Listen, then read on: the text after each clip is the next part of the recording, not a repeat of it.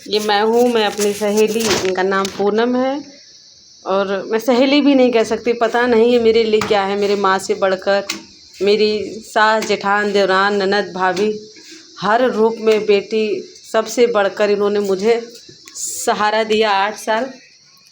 और अब ये हमारे घर में हमारी सासू माता के अहंकार के नाते या नियति के नाते अपने घर में है।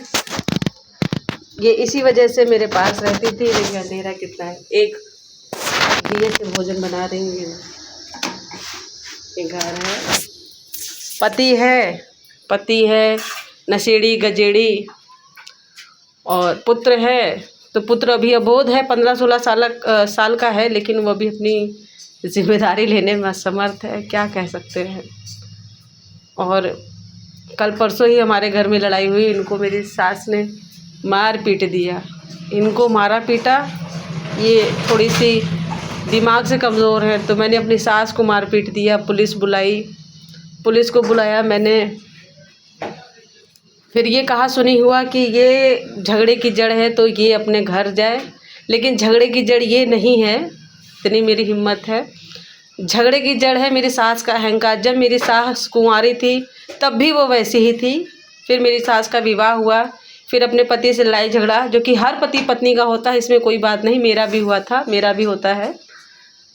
फिर इनके पास पुत्र आया, ये पुत्र से दुखी। फिर पुत्र वधू आई, बड़ी पुत्र वधू, उससे दुखी। फिर मेरे पति दूसरा पुत्र, उससे दुखी। फिर मुझसे दुखी, फिर मेरे बच्चों से दुखी। ये मेरी सास एक ऐसी है, गैया गोबर, चिड़िया, बिल्ली, कुत्ता, सबको गाली देती हैं, सबको। हवा को भी, अगर हवा बेमौसम बह जाए तो बह जाए तो भगवान को कहेंगे हैजा हो जाए भगवान तो के तुम मर जाता काहे नहीं। हवा पानी सबको गरियाती हैं। तो ये स्त्री का एक अहंकार है। और मेरा जो संग था इनके साथ, मैं इनके भरोसे थी। जैसे आदमी सांस लेता है तो ये मेरी सांस में बस चुकी थी। और मैं इनको बहुत मानती हूँ। पता नहीं नियति में क्या लिखा है। मैं तब से, आप ये विश्वास नहीं करेंगे, तब से मैं बाहर भोजन खरीद के खा रही हूँ।